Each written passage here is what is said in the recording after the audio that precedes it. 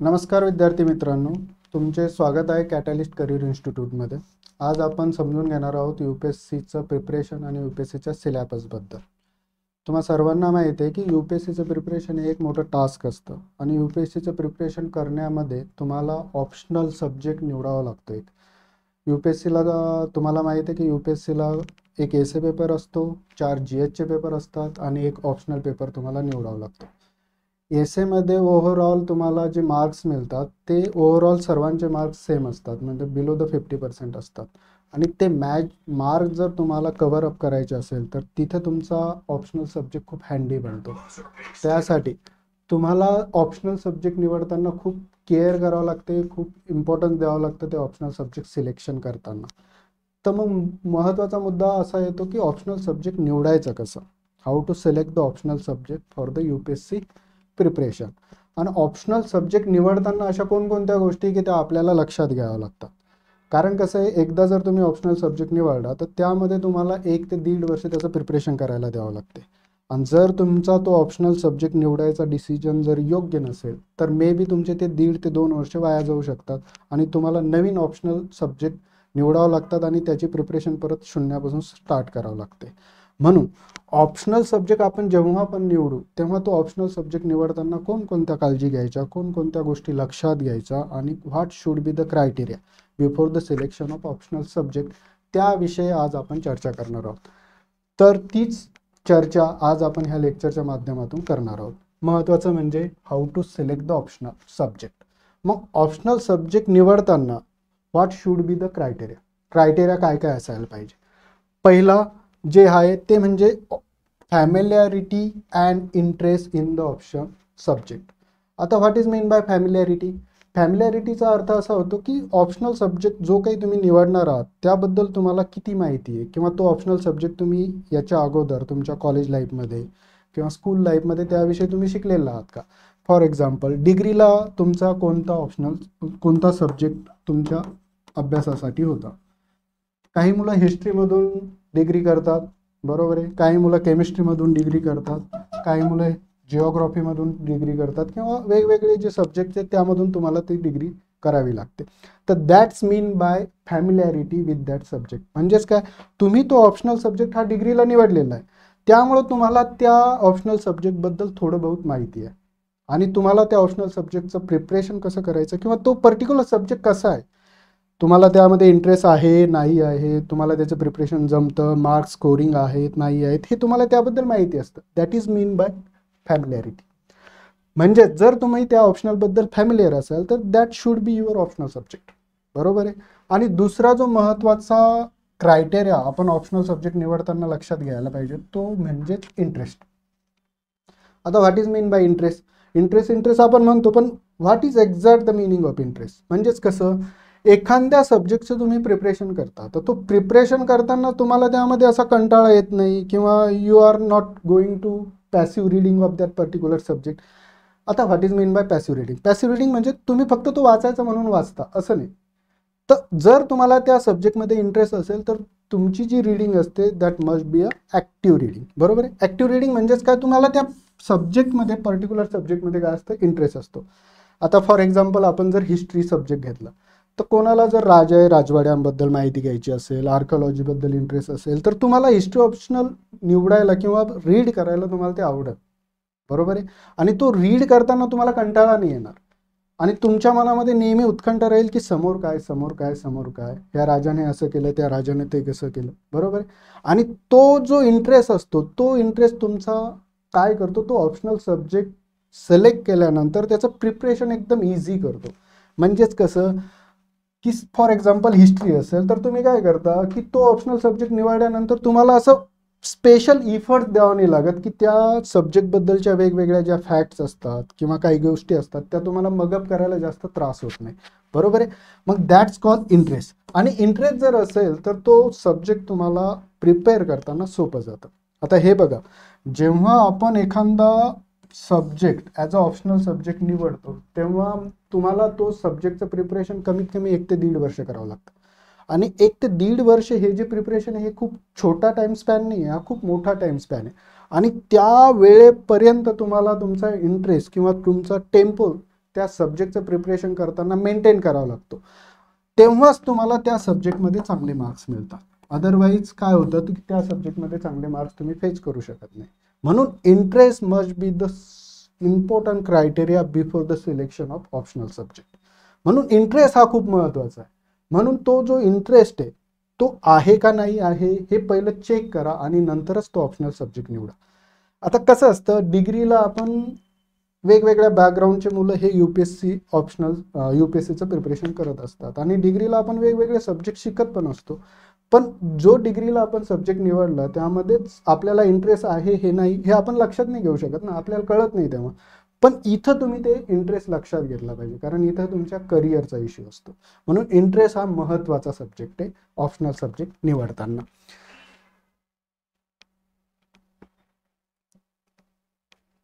त्यानंतर दुसरा जो मुद्दा येतो तो म्हणजे कन्सिडर द ओव्हरलॅपिंग सिलेबस. आता what is mean bye overlapping syllabus? आता तुम्हाला माहिती आहे UPSCचं प्रिपरेशन करताना तुम्हाला फक्त ऑप्शनल सब्जेक्टच प्रिपरेशन करावं लागत नाही. UPSCचं प्रिपरेशन करताना तुम्हाला EC हा एक सब्जेक्ट असतो आणि त्यानंतर GHचे 4 पेपर असतात, बरोबर आहे. मग हे GHचे 1 to 4 पेपर जे असतात यामध्ये तुम्ही जो ऑप्शनल सब्जेक्ट चूज केलेला आहे तोचा जो सिलेबस आहे तो सिलेबस ह्या GH 1 to 4 या पेपरच्या प्रिपरेशनमध्ये तुम्हाला कामी येणार आहे का नाही आहे, किंवा जो ऑप्शनल सब्जेक्ट तुम्ही निवडलेला आहे त्याचा सिलेबस या GS 1 किंवा GS 4 पेपरपर्यंत तुम्हाला त्याचा फायदा होणार आहे का नाही. That means by overlapping the syllabus. म्हणजेच जो ऑप्शनल सब्जेक्ट निवडला त्याचा सिलेबस इथं पण आहे. मग यानं होणार काय आहे, जे ओव्हरलॅपिंग असल्यामुळे तुम्हाला काय होणार आहे, जे जे टॉपिक तुम्ही ऑप्शनलमध्ये प्रिपेअर केलेले आहेत ते GS साठी वेगळे प्रिपेअर करायचं तुम्हाला गरज नाही, बरोबर आहे. त्याचा जो हे असतं त्याचा जो प्रिपरेशन आहे ती तुमची ऑलरेडी ऑप्शनल सब्जेक्टची प्रिपरेशन करताना झालेली असते. आता फॉर एक्झाम्पल जर तुम्ही हिस्ट्री घेतला तर हिस्ट्री जर तुम्ही ऑप्शनल निवडला तर हिस्ट्री ऑप्शनल निवडल्यानंतर GS 1 to 4 पर्यंत सर्व ठिकाणी तुम्हाला हिस्ट्रीच्या सिलेबसमधले काही काही पॉईंट्स तुमच्या लक्षात येतील. फॉर एक्झाम्पल GS 1 पेपरमध्ये हिस्ट्रीचं आर्ट अँड कल्चर असतं, मॉडर्न इंडिया असतं, वर्ल्ड हिस्ट्री असतं, बरोबर. मग हे जे टॉपिक आहे तुम्ही ऑलरेडी ऑप्शनल सब्जेक्ट जर हिस्ट्री निवडलं असेल तर त्यामध्ये तुम्ही ते कव्हर केलेले आहेत. मग GS 1चं प्रिपरेशन करताना तुम्हाला ते परत कव्हर करायची किंवा परत रीड करायची गरज पडत नाही, बरोबर आहे. त्यामुळे जेव्हा तुम्ही ऑप्शनल सब्जेक्ट निवडता तेव्हा हा एक क्रायटेरिया तुम्ही लक्षात घेतला पाहिजे की कन्सिडर जो सिलेबस आहे तो सिलेबस ओव्हरलॅप होतोय का GS 1 आणि GS 4 सोबत, आणि EC पेपरसाठी मला त्याचा काही फायदा होतोय का ते हे पण लक्षात घ्या. यानं होईल काय की ते जे पेपरचं तुम्हाला प्रिपरेशन करण्यासाठी जो सिलेबस आहे तो सिलेबस कमी होईल आणि तुम्ही जास्त फोकस कशावर द्याल की जो पेपर सिलेबस नाही आहे तुमच्या ऑप्शनल सब्जेक्टचा किंवा रायटिंग, बरोबर आहे, प्रेझेंटेशन, ह्या गोष्टींवर तुम्ही जास्त महत्त्व द्या आणि जास्त फोकस करा. आणि that going to help your in fetching good marks in mains examination, बरोबर आहे. त्यानंतर तिसरा जो महत्त्वाचा क्रायटेरिया आहे तो म्हणजे प्रिपरेशन टाईम, बरोबर आहे.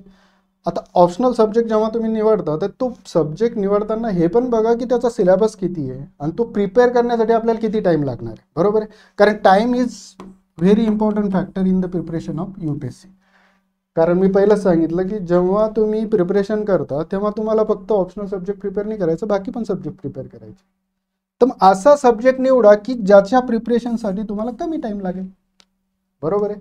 आता फॉर एक्झाम्पल जे ह्युमॅनिटीचे सब्जेक्ट असतात, हिस्ट्री, जिओग्राफी, पॉलिटी वगैरे, यांचा सिलेबस खूप वास्ट आहे आणि that take a lot of time for the preparation, बरोबर आहे. मग असा ऑप्शनल जर तुम्ही निवडला तर त्यासाठी प्रिपरेशन टाईम जास्त लागणार आहे. जर तुमचा क्रायटेरिया असा असेल की मला समोरच एक्झाम द्यायची, नेक्स्ट येणारी एक्झामच मला द्यायची आणि त्यातच मला माझा शेवटचा अटेम्प्ट आहे किंवा मला त्यातच क्रॅक करायची, तर तुम्ही असा ऑप्शनल निवडा की ज्याच्यासाठी प्रिपरेशन टाईम कमी लागेल. जसं की फॉर एक्झाम्पल कमी टाईम लागणारे ऑप्शनल सब्जेक्ट कोणकोणते असू शकतात, सोशो असू शकतो, अँथ्रो असू शकतो, बरोबर आहे. हे सब्जेक्ट काय करतात, यांच्या प्रिपरेशनसाठी कमी टाईम लागतो, but that subject is not going to help you in your GS preparation, कारण त्यांचा सिलेबस हा GSच्या प्रिपरेशनमध्ये तुम्हाला मदत करणार नाही, बरोबर आहे. तो ओव्हरलॅप होत नाही, पण त्यांचा सिलेबस कव्हर करण्यासाठी तुम्हाला कमी टाईम लागतो.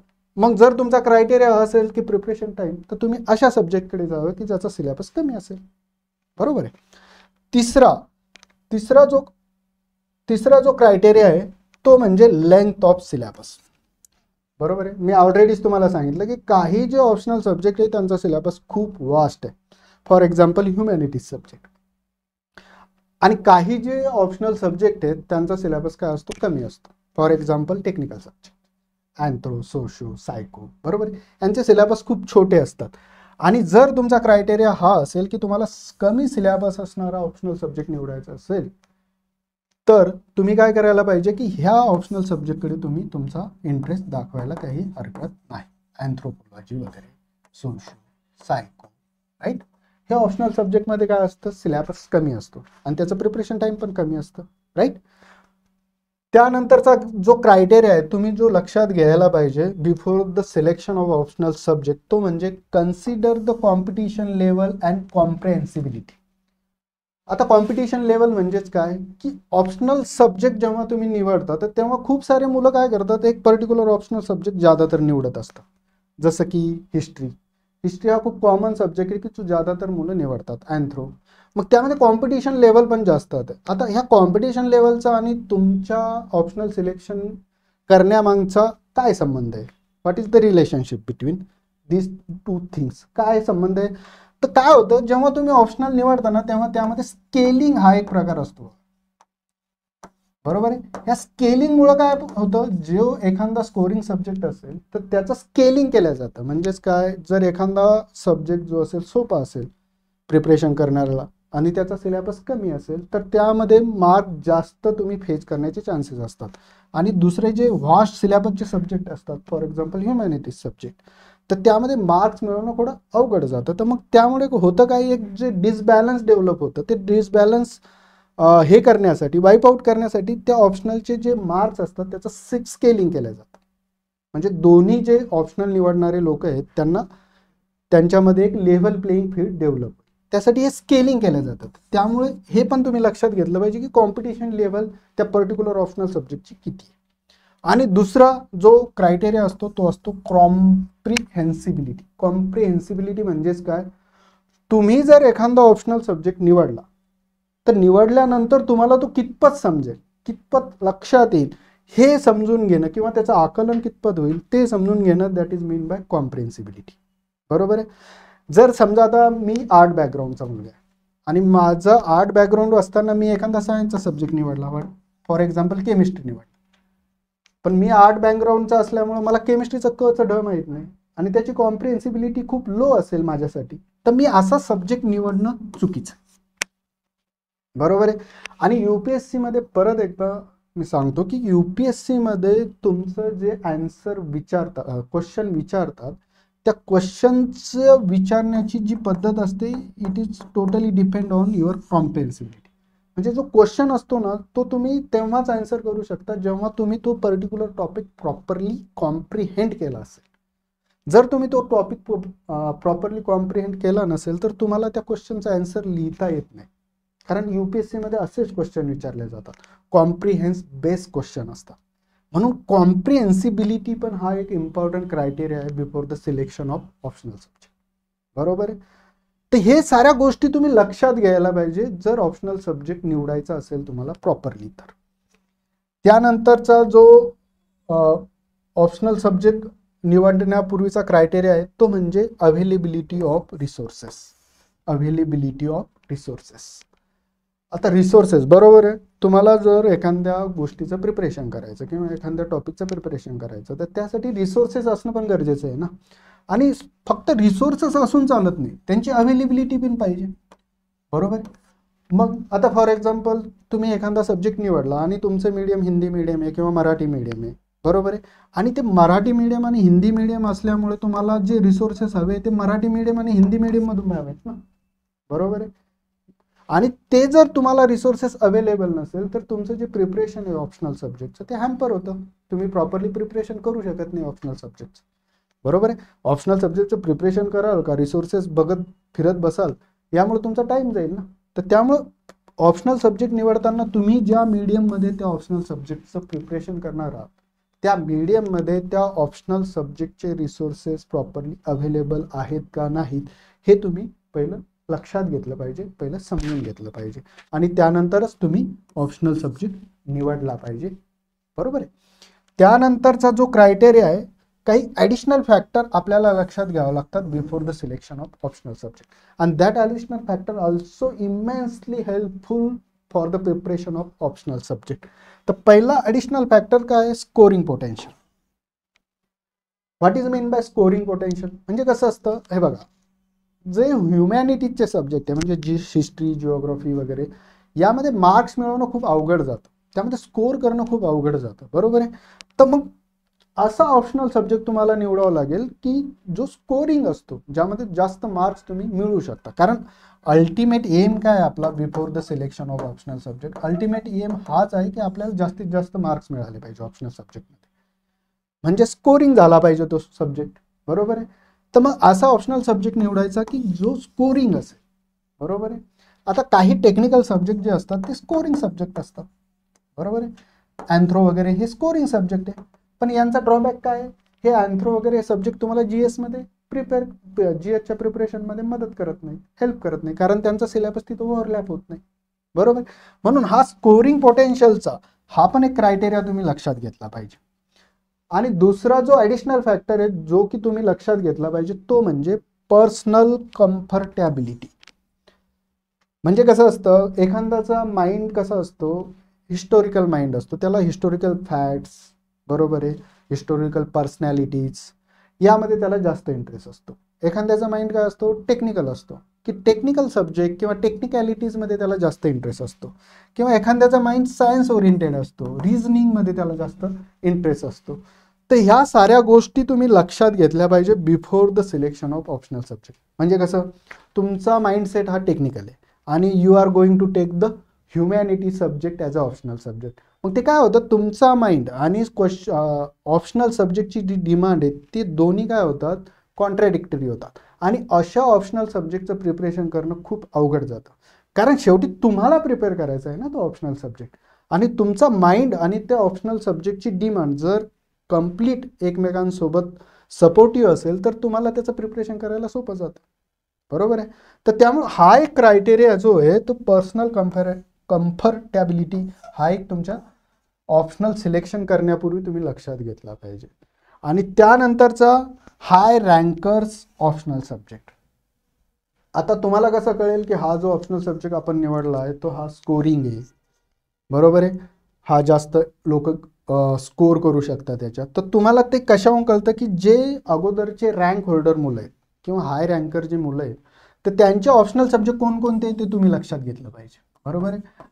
कारण त्यांनी मार्क्स मिळवलेत ना त्या ऑप्शनल सब्जेक्टमध्ये, आणि त्यांनी जे मार्क्स मिळवले त्यामुळेच ते मेरिट लिस्टमध्ये आले आणि एक पोझिशन किंवा एक पोस्ट सिक्युअर करू शकले. ते हे हाय रँकर जे मुलं असतात त्यांच्या ऑप्शनल सब्जेक्टचा तुम्ही एक ॲनालिसिस केलं पाहिजे, एक स्टडी केला पाहिजे की हे हाय रँकर ज्यादातर कोणत्या ऑप्शनल सब्जेक्टला प्रिफरन्स देतात, आणि त्या ऑप्शनल सब्जेक्टला प्रिफरन्स दिल्यामुळं आणि त्यांना त्या ऑप्शनल सब्जेक्टमध्ये किती मार्क्स मिळाले. हे बघा, जेव्हा तुम्हाला मेरिट लिस्टमध्ये यायचं तर तुमचा ऑप्शनल सब्जेक्टमध्ये तुम्हाला एक्स्ट्रा ऑर्डिनरी मार्क असणं खूप गरजेचं आहे. कारण GS पेपरमध्ये जे मार्क्स असतात सर्वांना ॲव्हरेज मार्क असतात, कारण तो GS आहे, बरोबर आहे. पण हा ऑप्शनल सब्जेक्ट जो असतो हा तुमचा स्कोरिंग आणि जास्त मार्क्स मिळवून देणारा सब्जेक्ट असला तरच तुम्ही मेरिट लिस्टमध्ये येण्याचे चान्सेस वाढतात. म्हणून हे जे हाय रँकर मुलं आहेत ह्या हाय रँकर मुलांचा कोणता सब्जेक्ट ऑप्शनल सब्जेक्ट होता, त्यामध्ये त्यांना किती मार्क्स मिळाले आणि किती मुलांनी कोणता पर्टिक्युलर सब्जेक्ट हा ॲज अ ऑप्शनल सब्जेक्ट निवडलेला आहे, ते साऱ्या गोष्टी तुम्ही लक्षात घेतल्या पाहिजे आणि त्यानंतरच तुम्ही तुमच्या ऑप्शनल सब्जेक्टचं सिलेक्शन केलं पाहिजे. कारण परत एकदा सांगतो की ऑप्शनल सब्जेक्टचं सिलेक्शन करणं खूप इम्पॉर्टंट आहे, कारण तुम्हाला तो सब्जेक्ट तुमचं UPSC प्रिपरेशन जोपर्यंत सुरू आहे तोपर्यंत तुम्हाला त्या सब्जेक्टचा स्टडी हा कंटिन्यू करावा लागतो. आणि तो स्टडी कंटिन्यू करण्यासाठी तुम्हाला ह्या साऱ्या गोष्टी गरजेच्या आहेत तुमच्या माइंडसेटमध्ये. तुमच्यामध्ये ह्या साऱ्या गोष्टी तुम्ही अगोदर जज केल्या पाहिजे आणि after that you are going to select the optional subject. आलं लक्षात. आणि दुसरं महत्त्वाचं, नेहमी लक्षात ठेवा की जो तुम्ही ऑप्शनल सब्जेक्ट निवडणार आहेत तर ऑप्शनल सब्जेक्टचं जे प्रिपरेशन आपण करणार आहोत किंवा त्यासाठी लागणारा जो काळ आहे ते आपण समोरच्या स्लाइडमध्ये बघू, पण नेहमी लक्षात ठेवा की comprehensibility and interest are most important thing while you are going to prepare optional subject. म्हणजे ह्या दोन गोष्टींना तुम्ही सर्वात जास्त महत्त्व द्या, बरोबर आहे. आणि ऑप्शनल सब्जेक्टचं प्रिपरेशन करताना फॅक्ट्स वगैरे मगअप करण्यावर जास्त फोकस करू नका.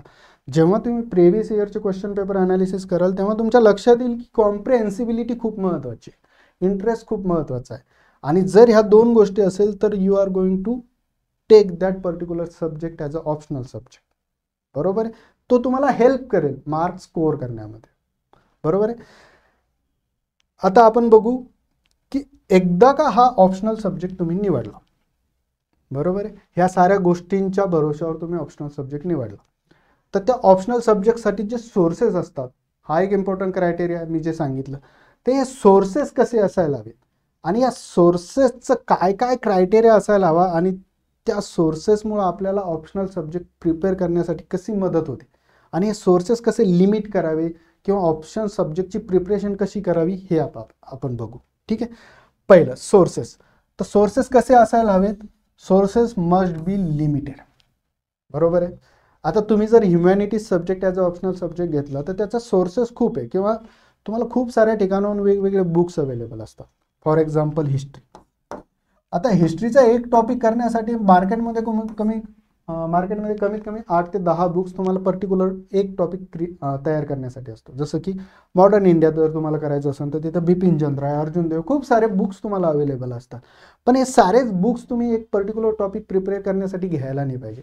तर कोणताही एखादा पर्टिक्युलर टॉपिक करायचा असेल तर त्यासाठी पर्टिक्युलर एकच बुक्सवर तुम्ही रिलाय करायला पाहिजे किंवा पर्टिक्युलर एका सोर्सवरच तुम्ही रिलाय करायला पाहिजे.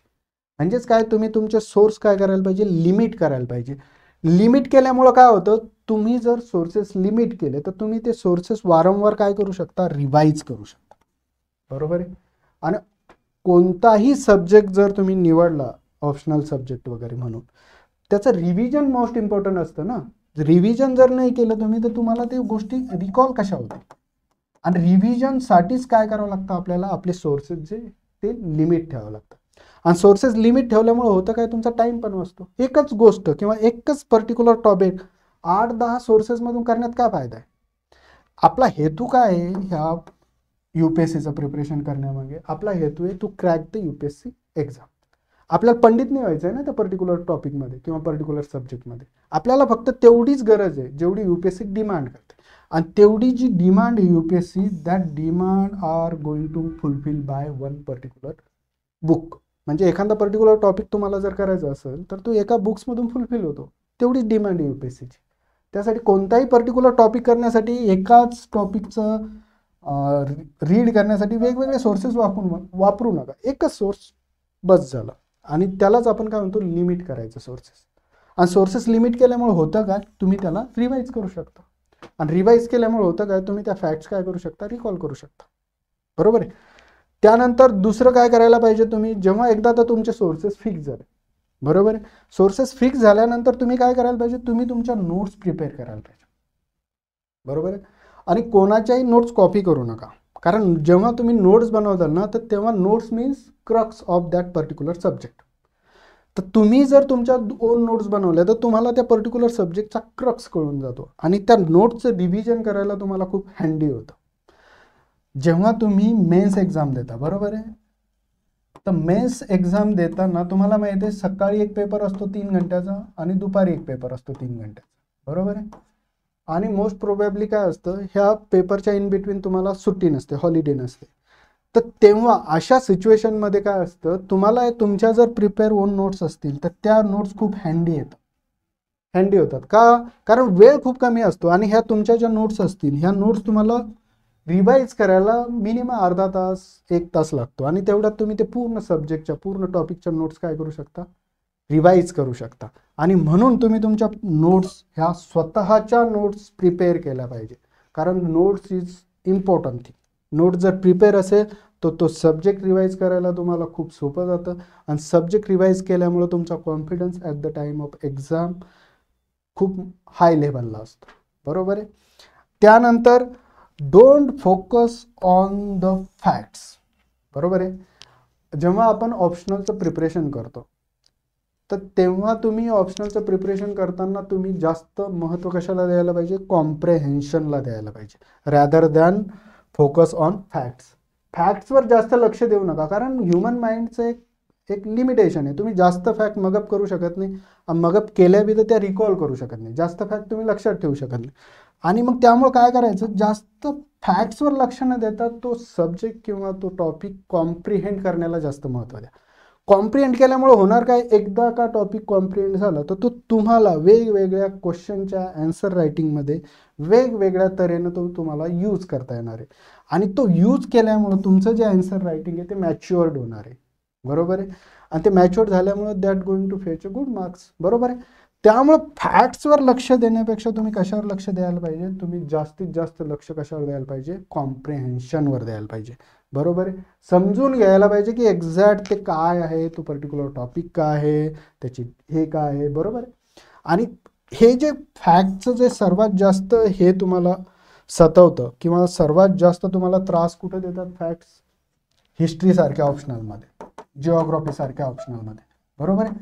किंवा टेक्निकल जे ऑप्शनल असतात जसं मेडिकल सायन्स वगैरे. बरोबर. इथं तुम्हाला खूप साऱ्या फॅक्ट्स असतात. तर त्यामुळं काय होतं, तुम्ही ह्या आता हिस्ट्रीचे जे प्रिव्हियस इयरचे क्वेश्चन पेपर तुम्ही अनालिसिस केले असतील, मेनचे म्हणतोय मी, PT साठी तुम्हाला काही अंशी फॅक्ट्स ह्या मगअप करावेच लागतात. पण मेन्ससाठी जर तुम्ही प्रिव्हियस इयरचे क्वेश्चन पेपर अनालिसिस केले तर तुमच्या लक्षात येईल की फॅक्टचं हिस्ट्री ॲज अ ऑप्शनल सब्जेक्टचं प्रिपरेशन करण्यामध्ये काहीही संबंध नाही, खूप कमी संबंध आहे. खूप कमी फॅक्ट तुम्हाला लक्षात ठेवावं लागतात. बरोबर आहे. त्यामुळे फॅक्ट लक्षात ठेवण्यापेक्षा तुम्ही काय करा, जो सब्जेक्ट तुम्ही निवडला आहे तो सब्जेक्ट समजून घ्या. बरोबर आहे. आणि त्याची कॉम्प्रिहेन्शन करा. बरोबर आहे. चांगल्या तऱ्हेनं तो समजून घेण्याचा प्रयत्न करा rather than going to focus on facts. बरोबर. फॅक्ट्सवर फोकस नका करू.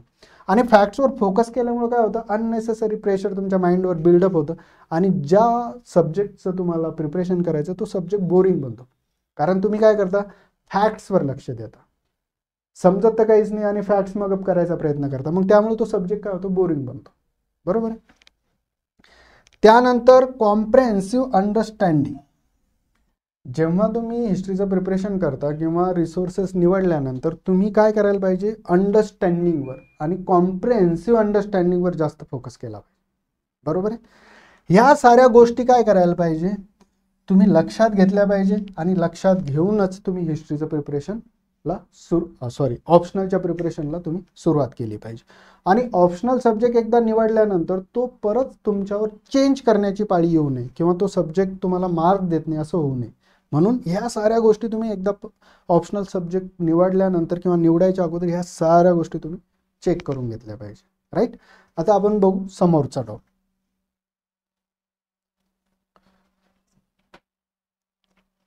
Answer writing. बरोबर आहे. आन्सर रायटिंग का महत्त्वाची आहे, कारण तुम्ही जे काही वाचता, अभ्यासता, बरोबर आहे, इतके वर्ष तुम्ही त्या प्रिपरेशनमध्ये देतात, हे सारं कशासाठी करतो आपण, मेन्समध्ये आन्सर रायटिंग करण्यासाठी. कारण आन्सर रायटिंगच तुमचं नॉलेज शो करणार आहे एक्झामिनरला. आणि आन्सर रायटिंग एक महत्त्वाचं एक हे टूल आहे to fetch the good marks. बरोबर आहे. मग हे आन्सर रायटिंग कसं असायला हवं, एकदा का तुम्ही आता काय झालं, तुम्ही ऑप्शनल सब्जेक्ट कसा निवडायचा ते तुम्हाला कळालं, त्याचे क्रायटेरिया काय काय ते तुम्हाला कळालं. त्यानंतर सोर्सेस कसे असायला हवे, काय काय गोष्टी करायला पाहिजे, ह्या साऱ्या गोष्टी तुम्हाला आता कळालेल्या आहेत. त्यानंतर मग महत्त्वाचा जो समोरचा टॉपिक येतो तो म्हणजे आन्सर रायटिंग. आणि आन्सर रायटिंगवरच तुमचं सारं डिपेंड असतं. कारण ही जी एक्झाम आहे UPSCची, ही एक्झाम काय यासाठी आहे, आन्सर रायटिंग. कारण सर्वात जास्त फोकस कशावर असायला पाहिजे, मग आपला आन्सर रायटिंग. मग आन्सर रायटिंग मध्ये काय काय गोष्टी आपण लक्षात घ्यायला पाहिजे आणि काय काय गोष्टींवर आपण जास्त फोकस करायला पाहिजे. पहिलं, जेव्हा तुम्ही कोणत्याही क्वेश्चनचं आन्सर रायटिंग कराल तेव्हा तुम्ही त्या क्वेश्चनची डिमांड सर्वात प्रथम समजून घेतली पाहिजे. डिमांड म्हणजेच काय, हे बघा, क्वेश्चनची काय डिमांड आहे त्यानुसारच तुम्हाला त्याचा आन्सर लिहिला गेला पाहिजे. फॉर एक्झाम्पल, जर मी तुम्हाला एक क्वेश्चन सांगितला वर्ल्ड हिस्ट्रीचा की Napoleon was the heir of French revolution. आता Napoleon was the heir of French revolution म्हणजे या क्वेश्चनची डिमांड काय आहे, हेअर म्हणजेच काय, वारसदार. बरोबर आहे. तर नेपोलियन हा फ्रेंच रिव्होल्यूशनचा वारसदार कसा आहे हे तुम्हाला ह्या क्वेश्चनच्या आन्सरमध्ये लिहिणं अभिप्रेत आहे. बरोबर आहे. That called demand. म्हणजे ही डिमांड तुमच्या लक्षात आली पाहिजे की डिमांड काय आहे क्वेश्चनची हेअर, बरोबर आहे. आणि दुसरा जर क्वेश्चन मी म्हटलं की Napoleon was the son of French revolution. आता सन, नेपोलियन हा फ्रेंच रिव्होल्युशनचा सन कसा आहे किंवा फ्रेंच रिव्होल्युशनचा प्रॉडक्ट कसं आहे असा अर्थ होतो याचा. म्हणजे तुम्हाला असं शो करणं की फ्रेंच रिव्होल्युशनने क्रिएट केलेल्या कंडिशनमुळेच नेपोलियन फ्रान्सचा हुकुमशहा बनू शकला. तर ही डिमांड आहे की त्या कोणकोणत्या कंडिशन्स आहेत, बरोबर आहे. त्या कोणकोणत्या कंडिशन आहे की त्या कंडिशनमुळे नेपोलियन हा फ्रान्सचा हुकुमशहा बनू शकला. आणि वरच्या क्वेश्चनमध्ये काय डिमांड आहे क्वेश्चनची, अशा कोणकोणत्या गोष्टी आहेत की ज्या नेपोलियननं ज्या फ्रेंच रिव्होल्युशननं सांगितल्या आणि नेपोलियननं त्या गोष्टींचा स्प्रेड केला किंवा अंगीकारला, बरोबर, अंगीकार केला. तर येत आहे का तुमच्या लक्षात, म्हणजे डिमांड काय आहे क्वेश्चनची तेच तुमच्या लक्षात यायला पाहिजे आणि त्यानुसारच तुमचं आन्सर रायटिंग पाहिजे, बरोबर आहे. म्हणून काय करायचं, पहिलं जेव्हा तुम्ही आन्सर राईट कराल तेव्हा 1 मिनिट आन्सर रायटिंगचं before the writing of answer of any question, तर तुम्ही काय करायला पाहिजे, त्या क्वेश्चनवर 1 मिनिट किंवा अर्धा मिनिट तुम्ही थिंक करायला पाहिजे आणि ही डिमांड लक्षात घेतली पाहिजे की ही डिमांड काय आहे, हा क्वेश्चन काय अभिप्रेत करतो. तर ती डिमांड एकदा तुमच्या लक्षात आली तर तुम्ही काय करायला पाहिजे, मग त्याचं आन्सर रायटिंग सुरुवात करायला पाहिजे. पहिली जी फोरमोस्ट कंडिशन आहे म्हणजे तुमचा आन्सर रायटिंग स्किल वाढवण्यामध्ये, ती म्हणजे डिमांड लक्षात घेतली पाहिजे क्वेश्चनच्या, राईट. दुसरी जी कंडिशन आहे, दुसरं काय, स्ट्रक्चर ऑफ क्वेश्चन, बरोबर आहे. स्ट्रक्चर म्हणजे जे आन्सर तुम्ही लिहिताय ते वेल स्ट्रक्चर्ड असायला पाहिजे ना, की असंही कसंही हॅपॅझॅड आन्सर नाही पाहिजे तुमचा. एक बरोबर टेम्पो मेंटेन असला पाहिजे त्या आन्सर रायटिंगमध्ये. आणि तो टेम्पो मेंटेन असल्यामुळे काय होतं, जेव्हा एक्झामिनर तुमचा आन्सर इव्हॅल्युएट करतो तेव्हा त्याचा इंटरेस्ट मेंटेन झाला पाहिजे, इंटरेस्ट मेंटेन राहायला पाहिजे at the end of answer. म्हणजे तो तिथपर्यंत वाचू शकला पाहिजे ते आन्सर, तेव्हाच तो तुम्हाला मार्क देईल ना. तर हे तो टेम्पो मेंटेन करायचं, एक्झामिनरचा टेम्पो मेंटेन करायचं काम काय करतं, हे स्ट्रक्चर. म्हणजे वेल स्ट्रक्चर्ड तुमचा आन्सर पाहिजे. स्ट्रक्चर म्हणजेच काय, प्रॉपर इंट्रो पाहिजे, इंट्रो नंतर प्रॉपर बॉडी, म्हणजे त्या एक्झामची जी डिमांड आहे, सॉरी त्या क्वेश्चनची जी डिमांड आहे त्या डिमांडनुसार प्रॉपर तुमची बॉडी पाहिजे. आणि त्यानंतर कन्क्लुजन. कन्क्लुजन हे नेहमी व्हिजनरी किंवा इनोव्हेटिव्ह पाहिजे, बरोबर आहे. इंट्रोमध्ये काय आहे की what is mean bye that particular question, म्हणजेच काय, Napoleon was the heir of French revolution. जर हा आपण क्वेश्चन घेतला कॉमेंट, तर हा जर क्वेश्चन घेतल्यानंतर तुम्हाला इंट्रोमध्ये नेपोलियन बद्दल लिहावं लागेल, हु इज नेपोलियन, बरोबर आहे. ते म्हणजेच तुमचं इंट्रो. म्हणजे अशा तऱ्हेने प्रॉपर इंट्रो, बॉडी आणि कन्क्लुजन अशा तऱ्हेनं तुम्ही काय करायला पाहिजे, त्या पर्टिक्युलर क्वेश्चनचा आन्सर लिहिणं अभिप्रेत आहे. त्यानंतर प्रेझेंटेशन, राईट. आता प्रेझेंटेशन म्हणजे हे एक स्किल आहे, हे प्रत्येकालाच जमतं असं नाही. प्रेझेंट कसं करता तुम्ही तुमचं आन्सर, लिहायचं ते ह्याच फॉर्ममध्ये, इंट्रो, बॉडी आणि कन्क्लुजन. पण जेव्हा तुम्ही बॉडी लिहिता, बरोबर आहे, तेव्हा तुम्ही ज्या डिमांड्स आहेत क्वेश्चनच्या त्या प्रेझेंटेशन फॉर्ममध्ये जर टाकल्या तर इव्हॅल्युएटर किंवा जो एक्झामिनर आहे त्याचं काम सोपं होतं आन्सर रीड करताना. आणि त्याचं काम सोपं झाल्यामुळं आणि त्याला एकदम कळालं की याला ह्या मुलाला ज्यानं हे आन्सर लिहिलेलं आहे त्याला ह्या क्वेश्चनची डिमांड कळालेली, हे कशाहून क्लिअर होतं, त्याच्या प्रेझेंटेशन. म्हणजेच प्रेझेंटेशन काय, जी डिमांड आहे ती प्रेझेंटेशन फॉर्ममध्ये, पिक्टोग्राफिक फॉर्ममध्ये तुम्ही मांडली तर त्याला ते वाचायला सोपं जातं. आणि वाचायला सोपं गेल्यामुळं त्याचं एफर्ट्स वाचतात ते पुरं आन्सर रीड करण्याचं. आणि त्यामुळे होतं काय, तो खुश होतो आणि तो खुश झाल्यामुळे तुम्हाला जास्त मार्क्स मिळतात, 1-1.5 मार्क जास्त.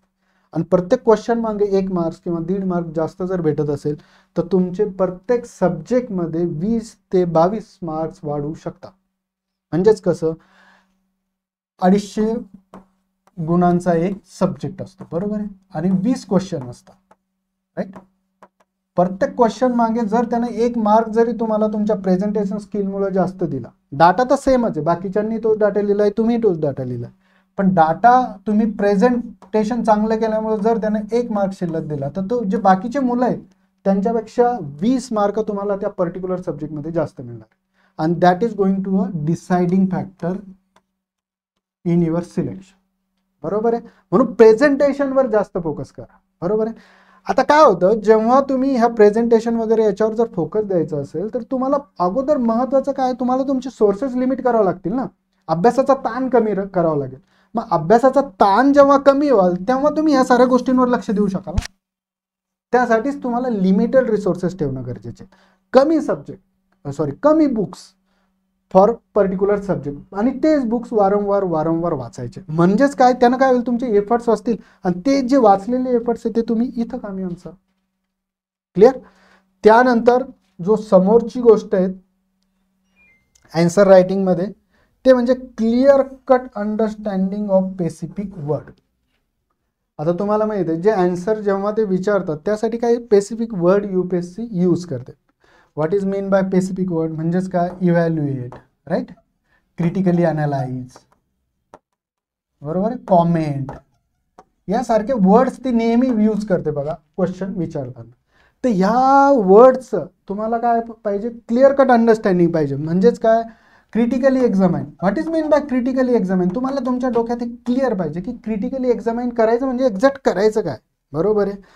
क्रिटिकली एक्झामाइन द असं कोणताही जर टॉपिक असेल किंवा कोणताही क्वेश्चन असेल तर ह्या क्रिटिकल एक्झामाइनमध्ये तुम्हाला काय करावं लागतं, पॉझिटिव्ह पॉईंट्स आणि निगेटिव्ह पॉईंट्स. आता क्रिटिक करायचं आहे त्याला, म्हणजे तुम्ही एखाद्याला क्रिटिक करू राहिले, क्रिटिसाइज करू राहिले, तर तुमचा फोकस कशावर पाहिजे, निगेटिव्ह पॉईंट जास्त पाहिजे त्याचं, right, as compare to positive point. And that is called critical examination, बरोबर आहे. डिस्कस, आता डिस्कस करा म्हणतो तो. डिस्कस करा म्हणजेच काय, जे काही तुमच्या क्वेश्चनची डिमांड असेल ती डिमांड एका पॉईंटमध्ये मांडायची आणि त्याला डिस्कस करायचं फक्त की काय आहे काय नाही, काय आहे काय. म्हणजेच काय, ह्या जे वर्ड्स आहेत स्पेसिफिक वर्ड्स, ह्या स्पेसिफिक वर्डचं क्लिअर कट अंडरस्टँडिंग आणि त्यांचं पर्टिक्युलर मिनिंग तुमच्या लक्षात पाहिजे. तेव्हाच तुम्ही त्या क्वेश्चनची डिमांड ओळखू शकता, त्या क्वेश्चनचं proper understanding according to the demand of that question तुम्ही करू शकता. त्यानंतर दुसरं जे महत्त्वाचं येतं की कोणताही टॉपिक जर तुम्हाला प्रिपेअर करायचा आहे तर तो प्रिपेअर कसा करायला पाहिजे, बरोबर आहे. एखादा टॉपिक तुम्ही प्रिपेअर करताय, for example non cooperation movement किंवा गांधीयन फेज, बरोबर आहे. जर तुम्हाला प्रिपेअर करायचा तर तुम्ही काय करायला पाहिजे, तो टॉपिक जो आहे तो टॉपिक काय करायचा, वाचायचा, रीड करायचा. पहिला रीड केल्यानंतर ते थिंक करायचं त्याच्यावर की तुम्हाला काय काय त्यातून अंडरस्टँड झालं. थिंक केल्यानंतर तुमच्या ज्या नोट्स आहेत त्या नोट्स बनवायचा प्रयत्न करायचा, राईट करायचं किंवा त्या पर्टिक्युलर टॉपिकवरचा एखादा क्वेश्चन तुम्ही राईट करून बघायचं, त्या क्वेश्चनचा आन्सर रायटिंग करून बघायचं. त्या क्वेश्चनचा आन्सर रायटिंग करून बघितल्यानंतर जो काही तुम्हाला वाटेल किंवा ज्या सरांकडून तुम्हाला वाटेल त्या सरांकडून तुम्ही त्या क्वेश्चनचं काय करायला पाहिजे, इव्हॅल्युएशन करायला पाहिजे, बरोबर आहे. म्हणजेच गांधीयन फेजमधलं तुम्ही नॉन कोऑपरेशन मुवमेंटबद्दल आता स्टडी केली, हा पर्टिक्युलर टॉपिक तुम्ही रीड केला, तर त्या पर्टिक्युलर टॉपिक रीड केल्यानंतर तुम्ही काय करायला पाहिजे, त्याच्यावरचा एखादा क्वेश्चन प्रिव्हियस इयरमध्ये आलेला तो क्वेश्चन तुम्ही राईट करायला पाहिजे. राईट केल्यानंतर तो कोण्यातरी सरांकडून किंवा तुमच्या ज्या योग्य वाटेल तुम्हाला त्या व्यक्तीकडून तुम्ही काय करायला पाहिजे, तो इव्हॅल्युएट करून घ्यायला पाहिजे. आणि इव्हॅल्युएट केल्यानंतर त्याचं जे इव्हॅल्युएशनमध्ये जे रिमार्क देतो तो एक्झामिनर किंवा तुमचा जो व्यक्ती येतो, त्या इव्हॅल्युएशन केल्यानंतर तुम्ही त्या इव्हॅल्युएशननुसार तुमच्या आन्सर रायटिंगमध्ये इम्प्रूव्हमेंट केली पाहिजे. That is the right way to improve your answer writing, बरोबर आहे. त्यानंतर जो एखादा पर्टिक्युलर टॉपिक आहे तो टॉपिक रीड कसा करायचा, आता हे तर झालं आन्सर रायटिंगबद्दल. मग आता एखादा टॉपिक आहे समजा की नॉन कोऑपरेशन मुवमेंट किंवा कोणताही टॉपिक, फ्रेंच रिव्होल्यूशन घ्या समजा, तर तो टॉपिक रीड कसा करायचा. हे बघा रीड, कारण कसं असतं जेव्हा तुम्ही बुक्स वाचता तर त्या बुक्समध्ये खूप सारी अननेसेसरी इन्फॉर्मेशन असते की त्या इन्फॉर्मेशनचा तुम्हाला UPSCच्या प्रिपरेशनमध्ये किंवा मेन्समध्ये आन्सर रायटिंगमध्ये काहीही फायदा होणार नसतो, बरोबर आहे. तर ही अननेसेसरी जी इन्फॉर्मेशन आहे, जी रिडंडंट इन्फॉर्मेशन आहे, ती बाजूला कशी करायची आणि तो पर्टिक्युलर टॉपिक समजून कसा घ्यायचा ते बघा. तर पहिला काय करायचं, जो टॉपिक आहे समजा आता नॉन कोऑपरेशन मुवमेंट, तर नॉन कोऑपरेशन मुवमेंट जर तुम्ही रीड करत असाल तर पहिलं तुम्ही लक्षात काय घ्यायचं, जेव्हा नॉन कोऑपरेशन मुवमेंट वाचतं तेव्हा कोणी सुरू केली, काय सुरू केली, हे मेन्स पॉईंट ऑफ व्ह्यूनं काही एवढं महत्त्वाचं नाही, किंवा किती लोक होते त्यामध्ये, किती लोक मारले गेले, ब्रिटिशांनी कसं रिप्रेशन केलं, सप्रेशन केलं, ह्या गोष्टी महत्त्वाच्या नाही. तर ही नॉन कोऑपरेशन मुवमेंट का स्टार्ट झाली, म्हणजेच काय, causes. What are the causes responsible for the launching of non cooperation movement by Gandhiji in 1920. तर हे कॉजेस तुम्ही पहिले लक्षात घेतले पाहिजे, बरोबर. आणि ते कॉजेस जिथं तुम्ही वाचता तिथंच ते अंडरलाईन करून ठेवायचे किंवा नोट डाऊन करून ठेवायचे. आता हे कॉजेस काय आहेत, पहिलं जलियनवाला बाग मॅसाक्रे, दुसरं काय कॉजेस आहे, जलियनवाला बाग मॅसाक्रे, दुसरं वर्ल्ड वॉर फर्स्ट आणि त्यानंतर जी उत्पन्न झालेली परिस्थिती आहे, त्यानंतर कोणतं कॉजेस आहे, खिलाफत इशू, बरोबर. हे सारे जे इश्यू आहेत, ह्या इश्यूवर non cooperation movement was started by the Gandhiji. बरोबर आहे. मग हे माहीत झाले तुम्हाला की हे कॉजेस नॉन कोऑपरेशन मुवमेंटचे तुमच्या लक्षात आले.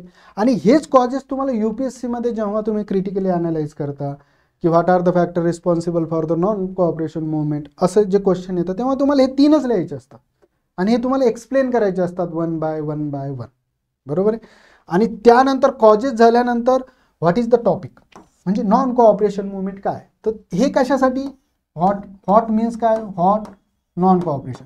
आता what is mean bye non cooperation, non cooperation म्हणजे त्याच्या नावात त्याचे असहकार. मग व्हॉट इज मीन बाय असहकार म्हणजेच काय, रिझिग्नेशन देणे. बरोबर आहे. सरकारसोबत असहकार पुकारणे वगैरे वगैरे. आणि what is the difference between non cooperation and civil disobedience.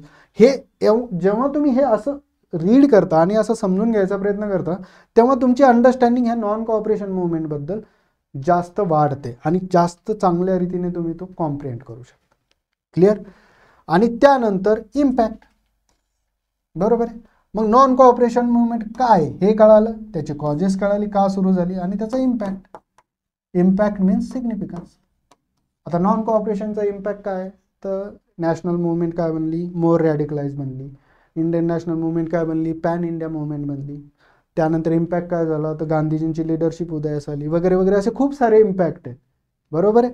आणि त्यामुळंच काय होतं, ह्या 3 गोष्टींमधून जर तुम्ही एखाद्या टॉपिकचं जर रीड केलं आणि समजून घ्यायचा प्रयत्न केला, तर तुम्हाला तो टॉपिक प्रॉपरली आणि क्लिअर कट अंडरस्टँडिंग होतो according to the demand of UPSC.